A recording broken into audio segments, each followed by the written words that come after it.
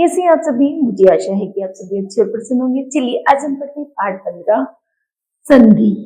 संधि किसे कहते हैं चलिए समझते हैं।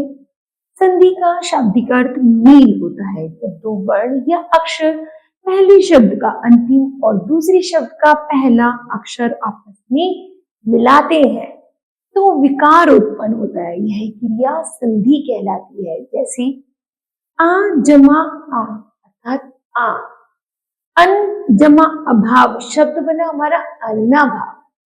फिर आ जमा ई से मिला ए, जैसे शब्द बनेगा सुर जमा ईश बराबर सुरेश।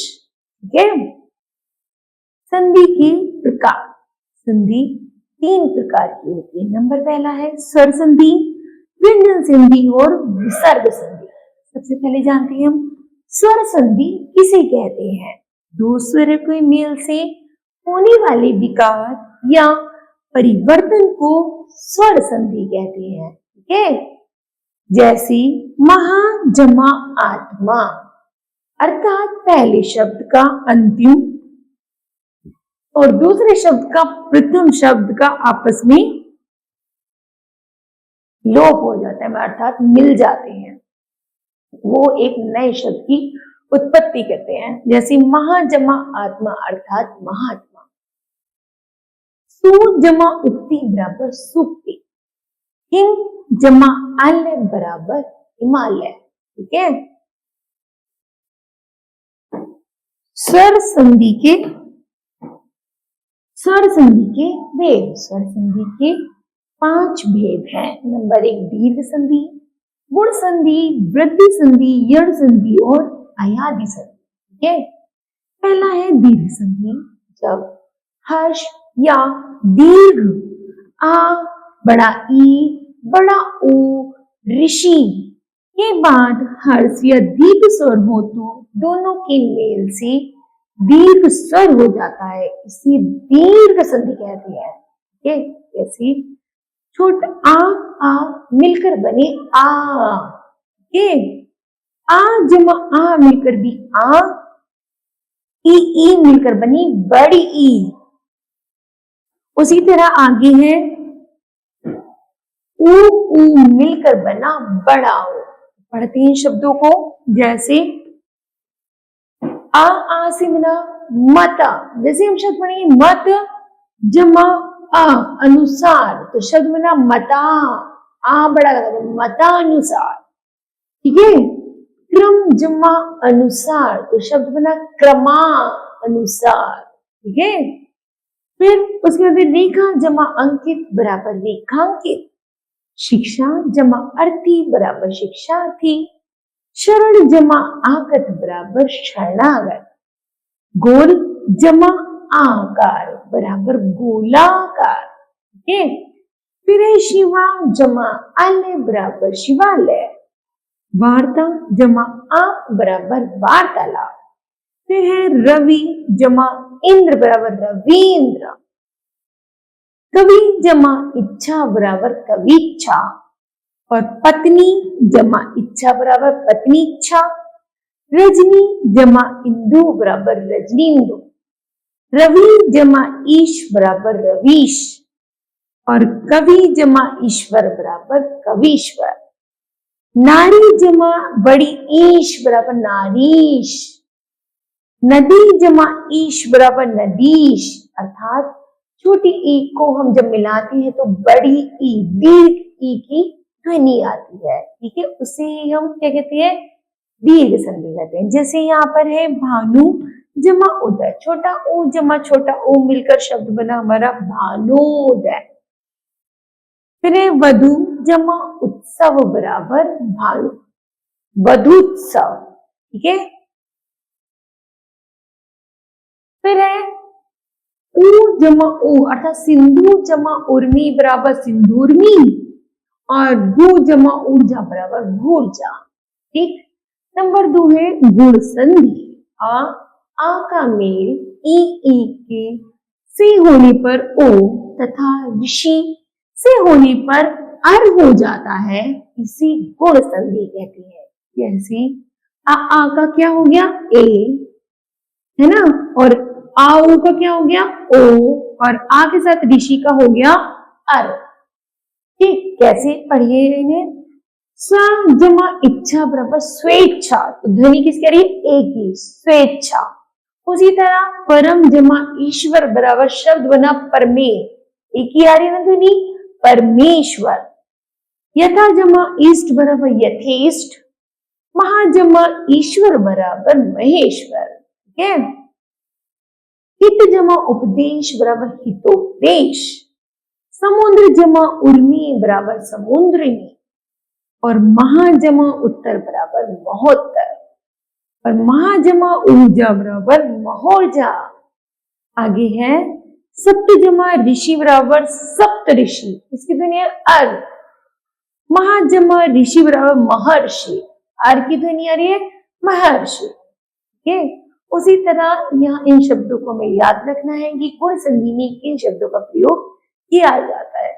आ ई मिलकर तो ए होते हैं, आ उ मिलकर ओ, और आ के साथ ऋषि मिलकर तो अर हो जाता है। इसी को हम गुण संधि कहते हैं। आगे है वृद्धि संधि, जो पहले शब्द के अंत में आ या आ हो तथा दूसरे शब्द की प्रारंभ में ए ओ औ आए, तब दोनों मिलकर क्रमशः ए और औ हो जाती है, इसे वृद्धि संधि कहते हैं। जैसे आ जमा ए बराबर ए, तो शब्द बना रहेगा जैसे हित जमा एशी बराबर हितेशी, सद जमा एव बराबर सदैव, मत जमा एक के बराबर मतैक्य, महा जमा ऐश्वर बराबर महेश्वर, और परम जमा ओज बराबर परमोज, महा जमा ओज बराबर महोज, और वन जमा औषध बराबर वन औष, और महा जमा और दे बराबर महोर। ठीक है,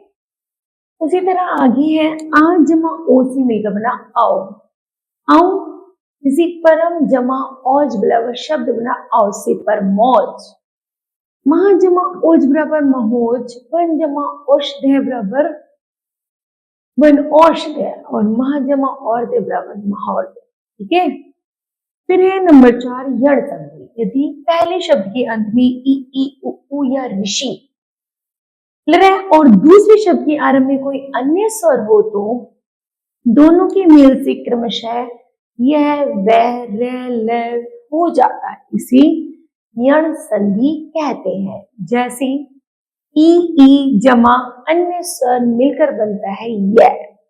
फिर है बड़ छोटा ओ और बड़ा ओ और जमा अन्य स्वर मिलकर बनता है व, और ऋषि जमा अन्य स्वर मिलकर बनता है र, और लरह के साथ अन्य स्वर जब मिलता है तो शब्द बनता है रे का। ध्वनि किसकी आती है? रे की। जैसे अति जमा अधिक बराबर शब्द बना अत्याधिक, अनु जमा आय बराबर शब्द बना अनव्यय, मात्र जमा आनंद शब्द बना मात्रानंद, लरह जमा अकृति से शब्द बना लाकृति, अति जमा आवश्यक से शब्द बना अत्यावश्यक, सु जमा इच्छा से बना स्वेच्छा, और पितृ जमा आज्ञा से बना पित्राज्ञा। ठीक है, फिर है अयादि संधि।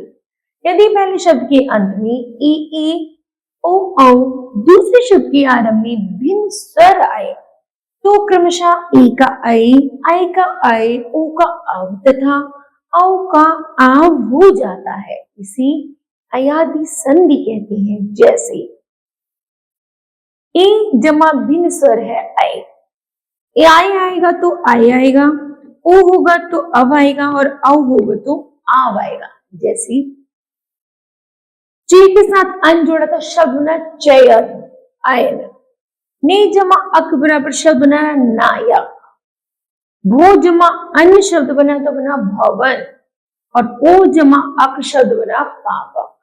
ठीक है, फिर है नंबर 2 व्यंजन संधि। व्यंजन का व्यंजन अथवा स्वर से मेल होने पर जो परिवर्तन होता है वह व्यंजन संधि कहलाता है। जैसे सम जमा कल्प बराबर संकल्प, जगत जमा ईश बराबर जगदीश, उत जमा नति बराबर उन्नति। ठीक है, वर्ग के पहले वर्ण का तीसरे वर्ण में परिवर्तित होना। कैसे? का का गैमी, चाका डामी, टाका डामी, टाका धामी, पाका बामी। जैसे दिक जमा गज बराबर बना दिग्गज। जैसे क्या कबूतर है ना, तो हमने क्या करेंगे, क्या कबूतर का ख खरगोश छोड़ देंगे और फिर थर्ड नंबर पे क्या आता है ग। तो क्या का किससे संबंध करेंगे हम, गै गमले से। तो क्या शब्द है, तो हमने यहाँ पर क्या करा, गै से जोड़ेंगे, तो शब्द बनेगा दिग्गज। अच्छ जमा अंत, छह चम्मच, छह छाता, जय जार। तो छह छाता जोड़ देंगे, शब्द बनेगा जय। तो जब आया अजंता। पट जमा आनंद बराबर षडासन, और जगत जमा ईश बराबर जगदीश, और कप जमा अंधकार बराबर कंबल। फिर है वर्ग के पहले वर्ण का पांचवें वर्ण में परिवर्तित होना। अब यहाँ पर क्या है, पांचवा वर्ण आना है। जैसे गे का अणे खाली, चे का अणे खाली, ते का अणे खाली, ते का ने, पे का मैं। कैसे, का जमा मैं बराबर बना वांग में, शट जमा माश बराबर बना क्षणामास, और उत जमा नति बराबर बना उन्नति। छह का मेल आ ई उ ऋषि से होने पर छह से पहले छह जुड़ जाता है। जैसे संधि जमा छेद शब्द न संधि छेद, वी जमा छेद बराबर शब्द न विच्छेद, स्व जमा छंद में शब्द बना स्वच्छंद, और अनु जमा छेद बराबर अनुच्छेद। ठीक है।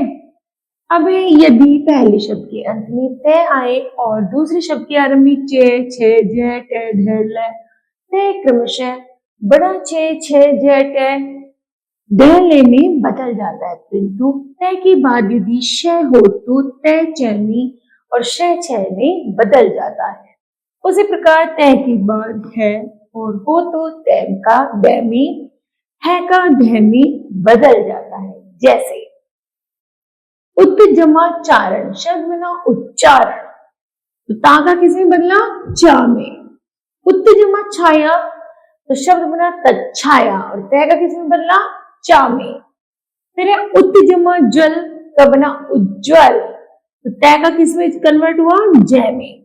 तत् जमा टीका, शब्द बना तटीका, तटीका में ता का परिवर्तन हुआ टे से।